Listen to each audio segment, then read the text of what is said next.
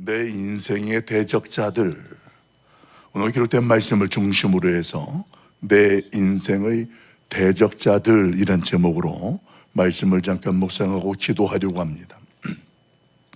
우리가 인생을 살아가다가 보면 숱한 장애물을 만나게 되고, 또 어떤 경우는 우리 인생에 자신과 맞지 않는 것 같은, 그리고 자신이 뭔가를 하는 일에 힘겹고 버겁게 하는 대적자들을 경험하곤 합니다.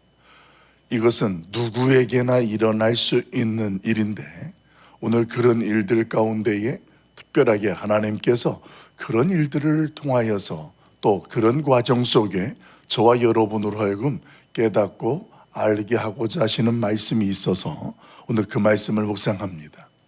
솔로몬의 왕국을 우리가 묵상하고 있는데, 그 솔로몬 왕국은 어쩌면 저와 여러분이 이 솔로몬 왕국을 중심으로 묵상하다 보면 그 외에 다른 나라들이나 다른 왕들이나 그런 존재들이 그 곁에 있다라는 것에 대해서 어떤 경우는 잊어버릴 때가 있습니다. 그런데 솔로몬 왕국은 세상에 혼자 존재하는 것이 아니라 세상의 다른 나라들과 함께 공존하는 그런 관계 속에 있었습니다.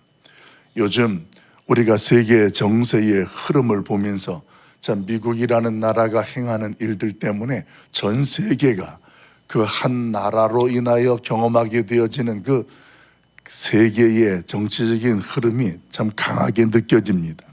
솔로몬 당시에도 그랬습니다. 이스라엘에 대하여서 모든 주변에 있는 나라들이 다 그렇게 호의적이지가 않았습니다. 솔로몬이나 이스라엘에 대하여서 굉장히 어려움을 겪게 했던 나라들도 있었다라는 점입니다. 주변의 나라 중에 대표적으로 에돔 나라. 에돔 나라는 사실 남도 아니거든요. 에서의 후손들로 이루어진 나라니까 야곱과 에서가 한 형제였고, 그렇게 되어진다고 그러면 한 핏줄이라고 말할 수도 있음에도 불구하고 이 에돔 족속은 이스라엘이라는 나라, 특별히 솔로몬의 왕국, 이 평생 동안이나 적대적으로 어려움을 경험하게 했던 그런 대표적인 나라 중에 하나입니다. 이 솔로몬 당시에 초기 정치할 때의 초기 시대에는 미미했습니다. 그렇게 어려운 환란이라든가 고통이 있던 것은 아니었지만, 이 솔로몬 나라가 통치 말기가 되어지고 최고의 정점에 이를 그 시기에는 본격적으로 이 이스라엘이라는 나라가 솔로몬 당대에 굉장히 어려움을 겪게 되었었습니다. 여기서 저와 여러분이 이런 흐름을 묵상하면서 한 가지 이런 질문을 가질 수 있습니다. 하나님께서 이스라엘이라는 나라, 특별히 솔로몬도 그렇게 사랑하셔서 지혜도 주시고 부와 명예와 영광까지도 누리게 하셨음에도 불구하고 왜 이 이스라엘을 중심으로 해서 이런 적대적인 나라들이 있었을까? 그런 생각들을 할 수 있게 되는 거예요. 이 질문에 대하여서 우리가 분명하게 깨달을 수 있는 것을 성경에서 이렇게 설명합니다. 우리 14절과 23절 말씀을 한 번 더 읽어봅니다. 열왕기상 11장 14절과 23절 각각 한 절씩 한번 같이 읽어봅니다. 14절 같이 봐요. 여호와께서 에돔 사람 하닷을 일으켜 솔로몬의 대적이 되게 하시니 그는 왕의 자손으로서 에돔에 거하였더라. 23절 한 번 더 봅니다. 하나님이 또 엘리아다의 아들 르손을 일으켜 솔로몬의 대적자가 되게 하시니 그는 그의 주인 소바왕 하다레셀에게서 도망한 자라. 아멘. 여러분 14절과 23절에서 저와 여러분이 주목해야 될 것은 대적자들에게서도 저와 여러분이 주목해야 되지만 그 대적자들로 세우시고 허락하신 분이 누구인지를 보면 더 정확하게 이해가 됩니다. 조금 전에 읽었던 14절 말씀에 보면 하닷이라는 사람이 솔로몬의 대적이 되는데, 거기에 14절 처음 시작할 때 뭐라고 되어 있냐면 여호와께서 에돔 사람 하닷을 일으켜, 하나님께서 대적자가 되게 하셨다라는 거예요. 또 23절에 보면 거기에서도 주체가 하나님이 또 엘리아다의 아들 르손을 일으켜. 그러니까 지금 이 일들이 누구의 손에서 통치에서 다스림을 받고 있느냐라는 것이 분명하게 소개됩니다. 그러면 우리가 이제 아까 가졌던 질문, 왜 하나님께서는 이스라엘 백성들에 대하여서 이렇게 적대적인 나라가 평생 동안 힘들고 어렵게 하는 일들을 경험하게 하셨을까? 이런 질문으로 되는 거예요. 적대적인 사람이나 그 나라가 문제가 아니라 왜 하나님은 그 사람들을 일으켜 세워서 오늘 그들을 통하여서 하나님은 적대적인 관계로 진행을 하셨을까라는 이야기입니다. 여러분, 솔로몬과 이스라엘 백성들이 지금 솔로몬의 적대적인 사람들과 나라들을 만나게 될 때 앞에 우리가 조금 전까지 묵상했던 내용들을, 지나온 말씀들을 생각해 보십시오. 하나님 앞에서 솔로몬이, 하나님이 두 번이나 나타나서 그 솔로몬으로 하여금 다른 우상, 다른 신을 섬기지 말라는 말씀을 분명하게 반복으로 말씀을 하셨어요. 그러면서 오늘 다윗 왕의 길로 가지 아니하는 솔로몬에 대하여서 안타까워하는 모습, 사실 그 모습이 솔로몬 왕국이라는 나라와 그 당시에 포함이 되어졌던 그런 현실이었습니다.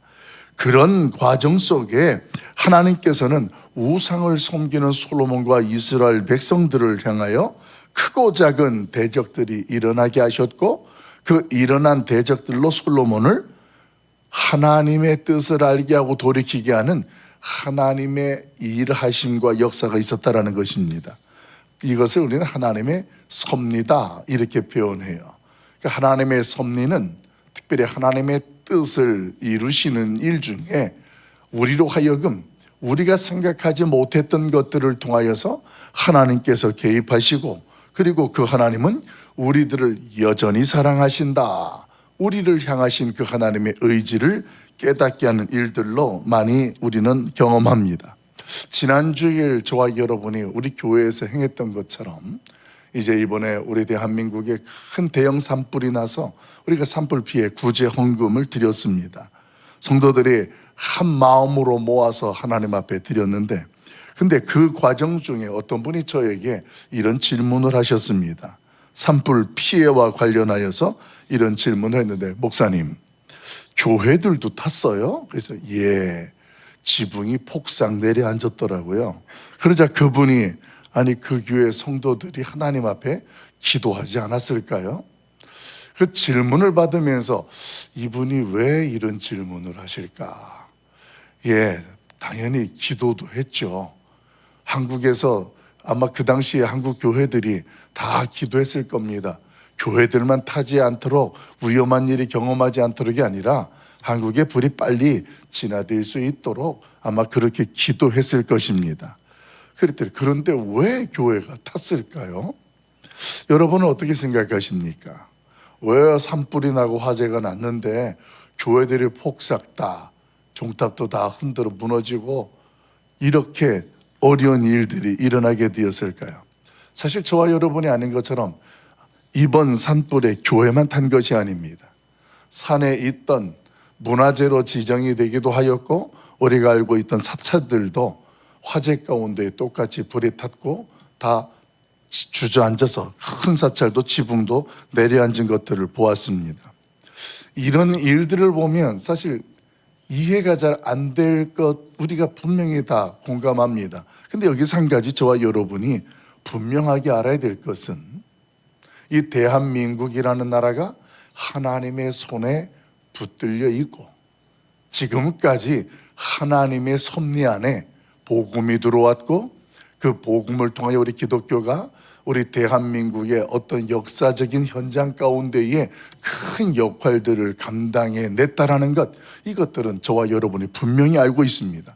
그래서 특별히 선교사님들이 우리 대한민국을 섬겼던 것들을 잘 정리해 놓고 기억하게 하는 것이, 우리 양화진에 가게 되어지면 외국인 순교자 묘지에 그 외국인들이, 선교사님들이 들어와서 무엇으로 어떻게 언제 우리 조선 땅을, 대한민국을 섬겼는지 잘 정리했습니다.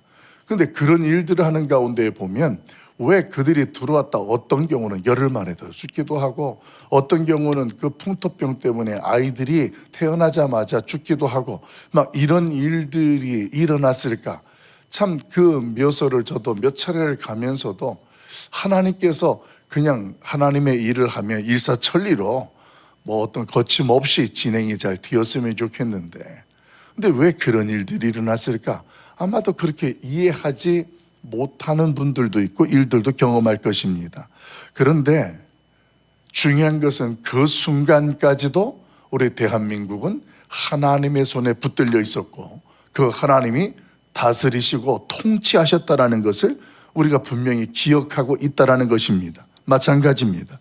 이번에 일어났던 이런 일들을 통하여서도 교회가 탔느냐 사찰이 무너졌느냐 이것을 논하기 이전에 중요한 것은 왜 우리 대한민국의 뜻하지 않은 이런 처음 초래할 수밖에 없는 대형 산불들로 어려움들과 이런 환란을 겪어야 했는가 이런 일이에요. 그리고 이 일은 어떤 인재를 통하여 시작되어졌다라고 발표가 되어지고 드러나지만 더 중요한 것은 하나님께서 그런 과정 속에 개입하셨고 역사하셨고 그리고 오늘 우리 가운데에 한국교회를 통하여 성도들을 통하여 뭔가를 깨닫게 하실 하나님의 역사가 있다는 것을 주목해야 한다는 것입니다. 왜 제가 이 말씀을 드리냐면 솔로몬이 대적자들을 만나게 되고 오늘 평생 동안 환난과 어려움을 겪게 되어지는 것 이것과 동일하게 오늘 하나님께서 왜 솔로몬에게 그렇게 했느냐. 하나님께서 그 솔로몬으로 하여금 다시 한번 하나님을 주목하게 하고 그 하나님을 다시 향하게 하는 것 이것 과정 중에 오늘 그런 대적자들이 초기에는 그렇게 미미했지만 갈수록이라는 것은 나라가 정점에 이르고 그 솔로몬이 우상 숭배를 하게 되어지고 하나님에게서 멀어질 때 비로소 오늘 그 하나님의 뜻을 깨닫게 하기 위한 역사가 대적자들을 통한 일들로 일어났다는 것입니다. 우리 한국도 하나님의 뜻이 어디에 있는지를 이를 때에 깨닫고 그 하나님을 향하고 모이는 그런 기회가 되어지고 깨달아지는 은혜가 함께하기를 예수님의 이름으로 간절히 소망합니다. 그러면 그 하나님께서 우리의 인생 중에 또 우리 대한민국이나 또 솔로몬 때에 이런 대적자들과 어려운 일들과 환란을 경험하게 하는 하나님의 의지는 뭘까요? 사실 이 부분에 대해서는 이스라엘이 민족적으로 어려움을 경험했을 때에 하나님이 선지자 에레미야를 통하여 사실 말씀이 있었습니다. 에레미야서 29장 11절 말씀을 우리 한번 찾아가서 보도록 합니다. 구약성경 에레미야서 29장 11절 말씀, 페이지는 1097쪽입니다. 구약성경 에레미야서 29장 11절 말씀 1097쪽 우리 한 목소리로 합독하도록 합니다. 에레미야서 29장 11절 왜 하나님께서 우리를 향하여서 이런 일들과 이런 대적과 같은 어려운 환난들을 경험하게 하실까? 우리 같이 읽어봅니다. 11절 같이 봐요. 시작. 여호와의 말씀이니라 너희를 향한 나의 생각을 내가 하나니 평안이요 재앙이 아니니라 너희에게 미래와 희망을 주는 것이니라. 아멘. 여러분 지금 이 말씀은 이스라엘이 바벨론의 포로가 되고 70년이 지나면 돌아오게 되리라 라는 말씀을 하시면서 이스라엘 백성들 자체가 이제 포로 생활이라는 자체가 멸망하게 되어지는 자체가 얼마나 힘들고 어렵겠습니까? 눈으로 보고 경험하는 것은 재앙처럼 느껴질 겁니다. 나라가 망하고 포로가 되어지니 그게 얼마나 힘든 순간이겠어요? 그런데 하나님께서 내 생각을 너희에게 말해주겠다. 이것은 재앙이 아니다. 너희로 하여금 희망을 갖게 하고 하나님의 뜻을 이루기 위한 것이라는 것으로 오늘 분명하게 그 미래에 대한 소망을 갖게 하는 하나님의 의지가 분명히 소개합니다. 그러니까 이 70년 동안 포로 생활하고 망하는 것은 목적이 그게 아니라는 거예요. 재앙으로 끝나는 것처럼 보이지만 이것은 재앙이 아니라 미래에 대한 소망을 갖게 하고 그 미래를 준비하고 뜻을 이루는 이것이 하나님의 의지라는 것을 성경은 분명하게 저와 여러분에게 설명해 주고 있습니다. 사랑하는 성도 여러분, 이런 내용 속에 저와 여러분의 인생을 한번 돌이켜 보십시다. 우리의 인생 또한 하나님의 주권 아래에 있음을 확신하길 예수님의 이름으로 소망합니다. 이 주권 아래라는 것이 좋은 일들만, 은혜로운 일들만, 축복된 일들만 포함되는 게 아니에요. 우리가 판단할 때에 재앙같이 느껴지고 실패처럼 느껴지고 이런 것들까지 다 포함되는 거예요. 그분의 주권과 다스림이라는 것이 그렇다라는 이야기입니다. 이런 하나님께서 우리 안에, 우리의 인생이면 인생이고 가정이면 가정이고 우리의 어떤 일터이면 일터이든 간에 어디서든지 그 하나님의 다스리심과 주권이 있다라는 것, 이것을 저와 여러분이 기억해야 한다라는 것입니다. 하나님을 떠났던 솔로몬에게 하나님은 에돔의 하닷과 르손이라는 사람을 일으켜서 하나님께서 솔로몬으로 하여금 환난을 겪게 하셨습니다. 성경에서는 이렇게 하나님을 떠났던 솔로몬에게 대적자를 통한 이 르손과 하닷을 통하여 그들을 어떤 표현으로 표현했느냐 하면 인생의 매와 채찍으로 내가 너희에게, 하나님은 이스라엘 백성들에게 어떤 어려운 일들과 환난을 경험할 때에 마치 그 채찍으로, 매로, 사랑의 매로 때리고 정신 차리고 돌이키게 하는 것처럼 그렇게 주관하시고 역사하셨다는 것을 분명하게 말씀합니다. 25절을 보면 수리아 왕까지 대적이 되었는데, 특별히 25절 마지막 읽었던 말씀 우리 같이 한번 읽어볼까요? 25절 같이 봅니다. 시작. 솔로몬의 일평생에 하닷이 끼친 환난 외에 르손이 수리아 왕이 되어 이스라엘을 대적하고 미워하였더라. 아멘. 근데 25절에서 주목해야 될 것이 일평생에 솔로몬이 이 일평생 동안 힘들었다라는 거예요. 이 대적하는 일이 끊임이 없었다라는 것입니다. 통치 초기부터 평생 동안. 여러분, 그런데 여기서 한 가지 저와 여러분이 분별해야 될 것이 하나 있어요.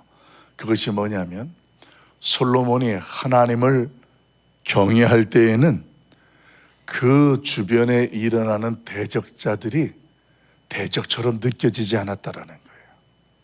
그게 초기에는 미미했다라고 조금 전에 제가 설명을 드렸는데, 이 대적하는 자들이 여전히 솔로몬 앞에 장애물이었고 대적하는 환난을 가져다 주었지만, 하나님 앞에서 솔로몬이 하나님을 경외할 때에는 그 대적이 대적처럼 경험되지가 않았다라는 거예요. 느껴지지가 않았어요.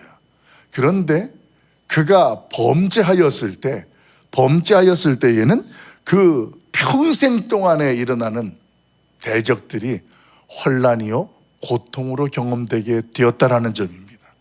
이 말씀을 묵상하면서 저와 여러분이 깨닫고 기도해야 될 제목이 하나 있습니다. 이런 현상이 오늘날 우리들에게도 동일하게 경험되고 일어나고 있다는 거예요. 하닷과 르손처럼 사탄은 우리가 예수 그리스도를 믿으면 평생 동안 믿음의 길을 걸어가는 저와 여러분을 넘어뜨리려고, 우리를 실족하게 하려고 얼마나 많은 그런 유혹과 시련을 가지고 오는지 모릅니다. 그런 과정 속에 여러분이 한번 돌이켜 보십시오. 내가 하나님 앞에 성령 충만하고 하나님 앞에서 성도의 모습으로 서 있을 때에는 마치 세상 표현처럼 그까짓 것 까불고 있는 이런 마음을 느낄 정도의 환경이고 그런 상황이에요.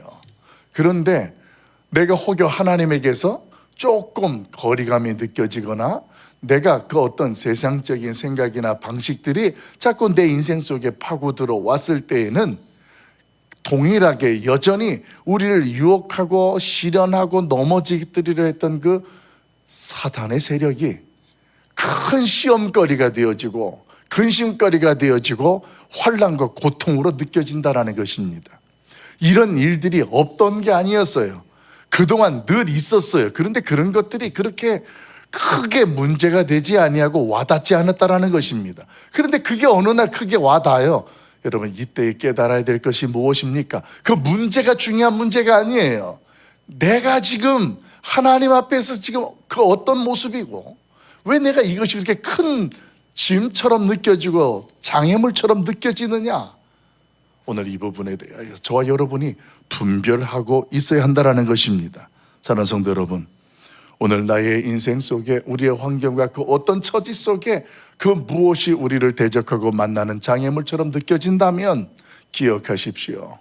오늘 그 문제 앞에서 하나님의 섭리를, 그 하나님의 역사하심을 주목할 수 있길 예수님의 이름으로 축원합니다. 그리고 그 하나님을 더 바라보시고 그 하나님을 의뢰하십시다. 근심거리가 아니라 하나님께서 나를 도우시고 그리고 나를 인도하시는 은혜가 경험되어지길 예수님의 이름으로 축복합니다. 이것이 참 성도의 모습이에요. 사단은 우는 사자처럼 산길자를 찾아다닌다고 성경은 선언합니다. 그게 오늘이에요. 우리가 어디에 있든지 이 사단은 하나님에게서 저와 여러분이 두려움을 느끼고 근심하고 의심하고 걱정하는 그런 자리에 빠지도록 우리를 유혹합니다. 그런 현장 속에 하나님, 이제는 더 이상 세상에 곁눈질하지 말게 하옵소서.